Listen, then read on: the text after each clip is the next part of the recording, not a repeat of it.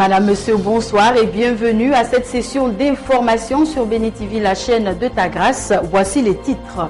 Apothéose d'engrais pour Christ de l'année 2014 organisée par le Centre d'excellence d'engrais ce dimanche à Abidjan. Le thème « Le Seigneur me délivrera de toute œuvre mauvaise » tiré du livre de 2 Timothée chapitre 4, le verset 18 a permis aux fils et filles de l'Éternel d'entrer victorieux dans l'année 2015 qui s'annonce. Actualité africaine, Togo, nomination de médiateur de la République pour la réconciliation et actualité internationale.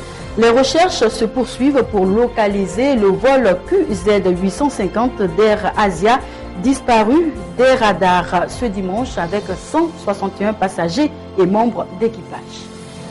Bienvenue à cette nouvelle session d'information, nous le disions, dont les titres, les lampions se sont éteints ce dimanche sur la dernière édition d'Engrais pour Christ de l'année 2014. Engrais pour Christ, ce grand rendez-vous spirituel organisé par le Centre d'excellence d'engrais de la communauté mère du Divin Amour avec un thème évocateur, Dieu me délivrera de toute œuvre mauvaise, tiré du livre de 2 Timothée chapitre 4, le verset 18. D'éminents orateurs ont pris part à cette dernière édition qui a rassemblé le corps de Christ. Ce sont les bergers Lambert Dibi, Mathias Marie, Achia Apakom Marie et le fondateur de la communauté mère du Divin Amour, le frère Jean-Emmanuel Clément Akobé. Les temps forts de cette apothéose avec notre équipe de reportage.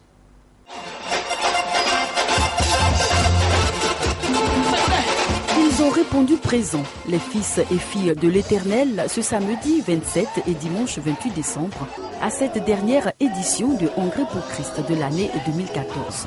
À cette croisade d'évangélisation avec comme thème « Le Seigneur me délivrera de toute œuvre mauvaise » tiré du livre de 2 Timothée chapitre 4, le verset 18, le Seigneur Tout-Puissant a ouvert les écluses des cieux et fait descendre une pluie de bénédiction.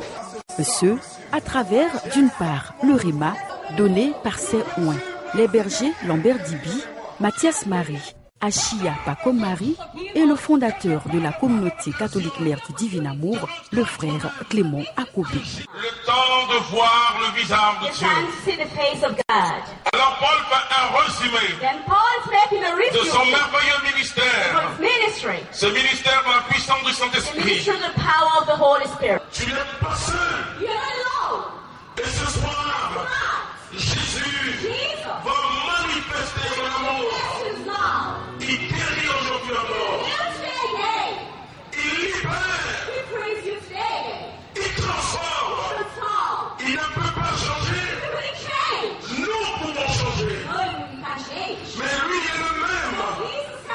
Hier, aujourd'hui, éternellement. Il va te délivrer. Il va te délivrer de tout ce qui est mauvais en toi. De la sorcellerie. De la haine. Oh, frère et sœur. La sorcellerie, c'est le jeu de la haine. Le jeu de la jalousie. Tu ne dois pas entrer en 2015 avec tous ces mauvais sentiments. Et d'autre part, par les nombreuses personnes qui ont accepté Jésus-Christ comme Seigneur et Sauveur. Plus d'une centaine de personnes ont pris un nouveau départ avec le Seigneur.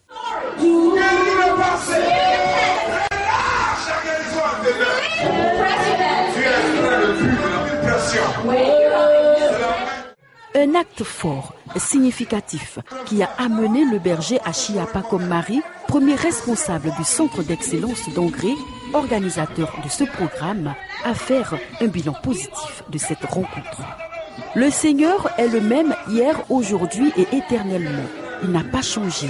L'onction est descendue, les bénédictions ont été relâchées. Guérison, délivrance, soulagement. Dieu a puissamment visité ses enfants. Engrais pour Christ 2014 a donc tenu toutes ses promesses.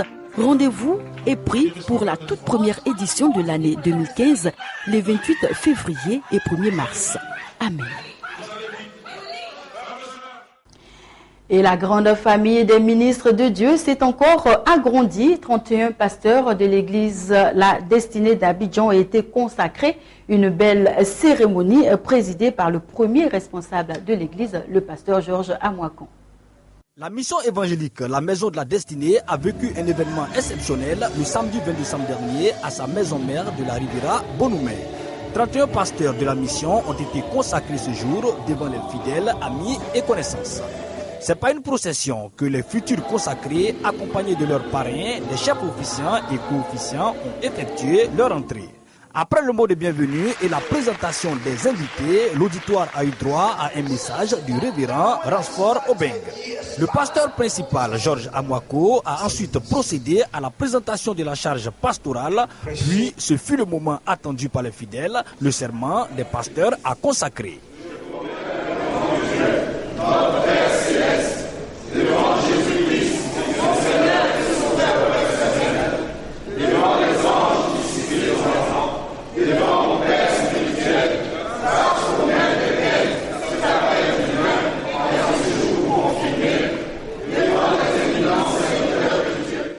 Un engagement suivi par la prière de consécration et l'onction d'huile.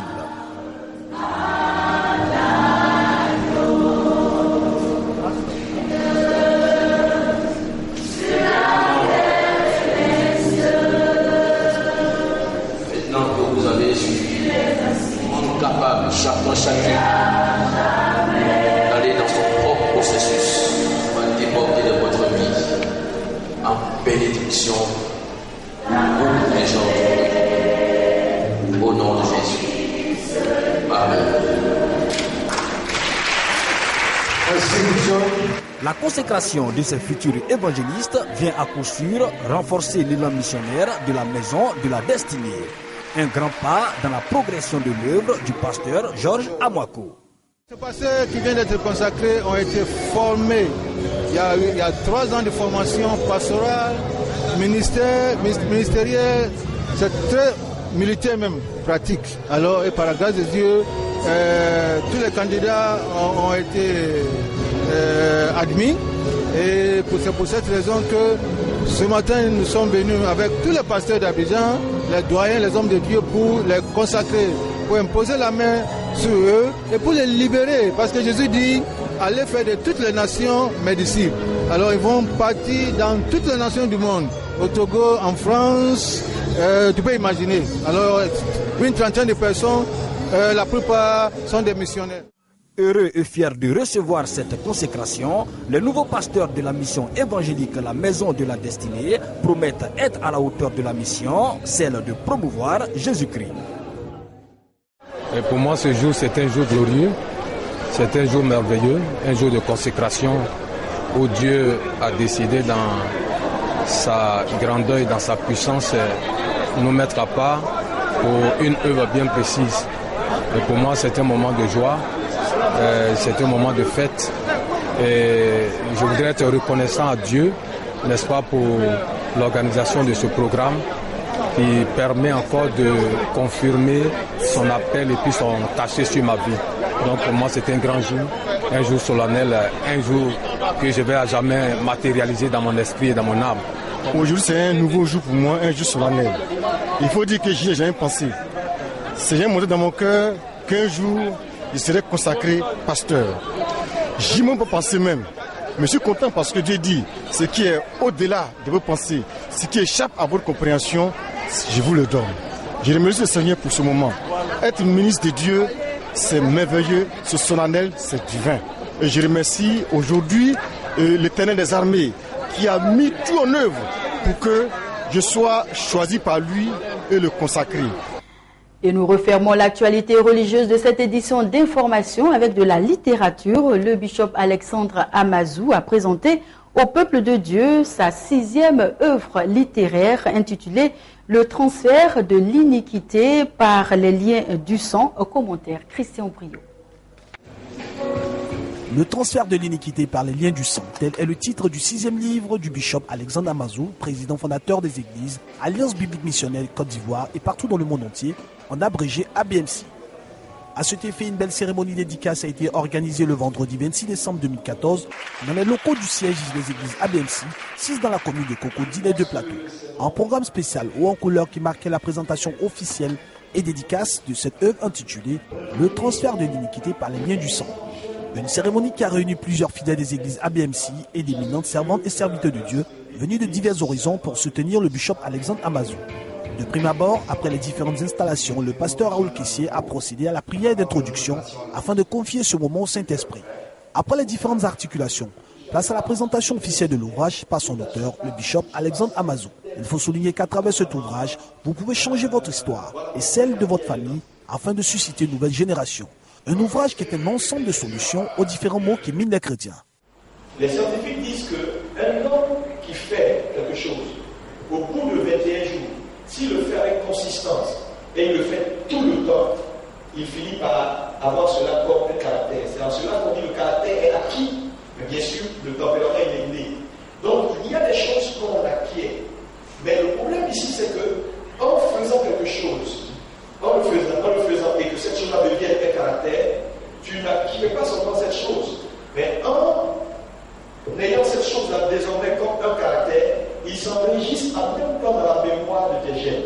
C'est-à-dire, en faisant ce que Dieu nous dit, on ne fait pas simplement ce que Dieu nous dit. On acquiert un caractère qui finit également par être enregistré dans nos gènes. Mais en s'enregistrant dans nos gènes, ça efface la mémoire de ce que nos pères nous ont dit. Après le brillant exposé du bishop Alexandre Amazou, place à la séance de dédicace. Cette belle cérémonie qui marquait la présentation officielle de l'œuvre n'a pas laissé les éminents hommes de Dieu présents indifférents. C'est dans une ambiance festive que la cérémonie dédicace de la présentation officielle du 6e ouvrage du bishop Amazou a pris fin. Il faut désormais compter avec ce livre intitulé « Le transfert de l'iniquité par les liens du sang ». Que Dieu vous bénisse.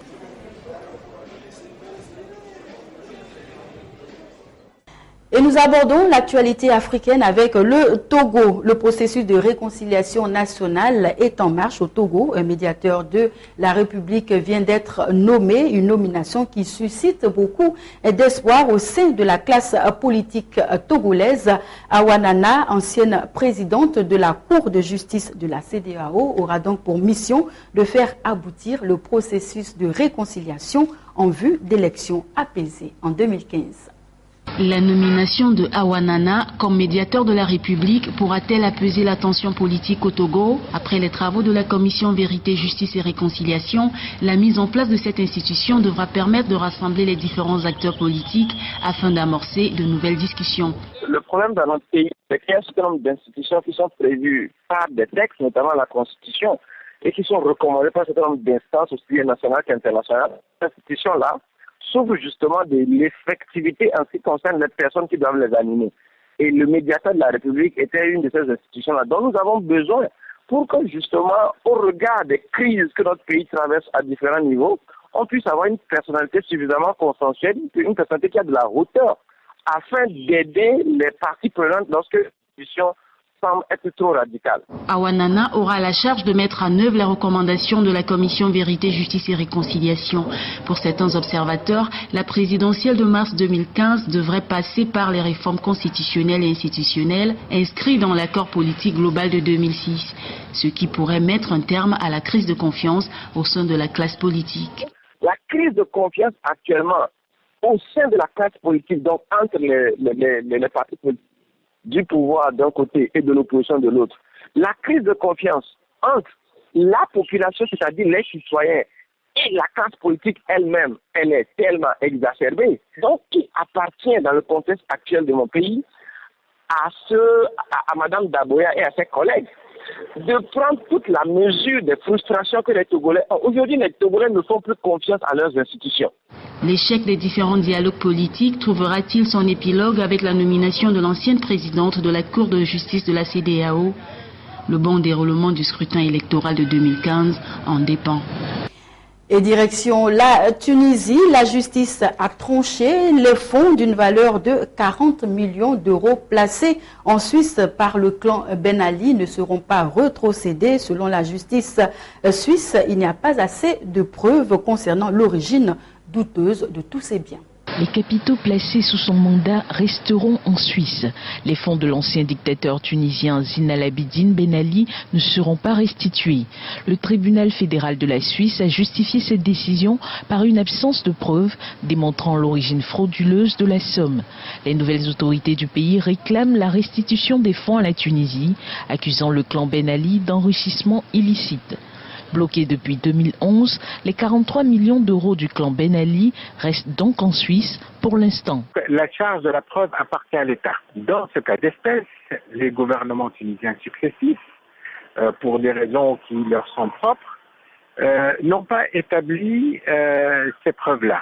Deuxième question, c'est que ces pays-là, les pays requis, ne peuvent répondre positivement que quand leur responsabilité ne peut pas être mise en cause. Et donc, la position du gouvernement helvétique, elle est très claire. Et le gouvernement helvétique dit « Donnez-moi la preuve et je vous donne l'argent ». Cet arrêt sans appel, le déblocage de l'argent initialement décidé en avril 2014 est annulé. Cette décision suscite un climat de tension entre la Tunisie et le gouvernement helvétique. Il est évident que le gouvernement tunisien doit revoir la méthode et doit sortir des sentiers battus, des condamnations comme à l'époque de Ben Ali et de ce comportement où on condamne par contumace, on utilise la justice comme le faisait Ben Ali lui-même.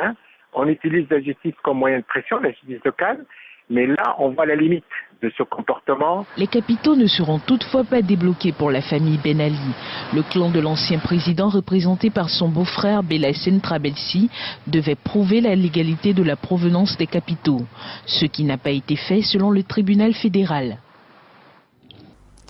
Et 24 heures après l'incendie survenu sur le ferry Normand Atlantique, les opérations de sauvetage se poursuivent malgré une météo capricieuse et difficile. Les sauveteurs font tout leur possible pour évacuer les passagers. Rappelons que le navire faisait route entre la Grèce et l'Italie. Et mauvais temps également en France, d'énormes quantités de neige sont tombées, rendant difficile et parfois même impraticable les différentes routes. La nuit dernière, 15 000 véhicules ont été bloqués et des dizaines de milliers de personnes ont trouvé refuge dans des centres d'hébergement d'urgence et certains sont restés dans leur voiture. Regardez. Situation toujours complexe pour rejoindre certaines stations alpines françaises. Les stations sont accessibles sans chaîne jusqu'à 1600 mètres. Une altitude qui sera progressivement remontée pour que les automobilistes puissent y accéder selon la préfecture de Savoie. Les automobilistes sans chaîne ont été sommés de différer leur départ en Tarentaise et en Maurienne, le temps que les chasse-neige puissent leur libérer le passage. La nuit dernière, 15 000 véhicules ont été bloqués et des dizaines de milliers de personnes ont trouvé refuge dans des centres d'hébergement d'urgence et certains dans leur voiture. Une situation sans précédent. Je crois qu'il y a plus de 10 ans qu'on n'avait pas déclenché le plan d'hébergement d'urgence, donc c'est un peu exceptionnel et c'est vraiment en nombre, je pense que j'ai pas les chiffres, mais c'est vraiment phénoménal, quoi. Manque d'équipement, chute de neige plus abondante accompagnée de pluies verglaçantes et sous-estimation d'organisation de certaines autorités. Le cocktail a été détonnant sur les routes et parfois aussi dans les airs, notamment à l'aéroport de Chambéry, où des centaines de personnes attendent leur vol ou leur navette. Et nous poursuivons cette édition d'information avec la disparition d'un avion de la compagnie d'AirAsia parti d'Indonésie. Le vol QZ850 a disparu des écrans de contrôle cette nuit. Il transportait 155 passagers et 7 membres d'équipage et se rendait à Singapour. Les recherches se poursuivent. Un avion d'AirAsia parti d'Indonésie a disparu des écrans de contrôle cette nuit. Il transportait 155 passagers et 7 membres d'équipage et se rendait à Singapour. Le copilote était français d'après le ministère indonésien des Transports. L'appareil avait décollé de l'aéroport international de Juanda à Surabaya sur l'île de Java à 5h20 heure locale. Peu avant la disparition du vol QZ8501, le pilote a demandé l'autorisation au contrôle aérien de changer de plan de vol en prenant de l'altitude en raison de mauvaises conditions météorologiques. L'appareil, un Airbus A320, était exploité par AirAsia Indonésie, une succursale de la compagnie malaisienne à Baku, AirAsia. Ce drame est le 3e que connaît l'aviation malaisienne cette année, après la disparition du vol MH370 de Malaysia Airlines en mars, puis l'explosion en plein vol d'un autre Boeing de Malaysia Airlines en juillet au-dessus de l'est de l'Ukraine. 156 Indonésiens étaient à bord de l'Airbus d'AirAsia. Et nous refermons cette édition d'information avec un mot de religion. Apothéose festif après 5 jours d'enseignement des fidèles de la mission chrétienne, le REMA, durant le programme dénommé Impact prophétique, et 5 jours durant lesquels les fils et filles de Dieu ont vécu les miracles du Seigneur. Le reportage de nos confrères de Béni TV Bénin.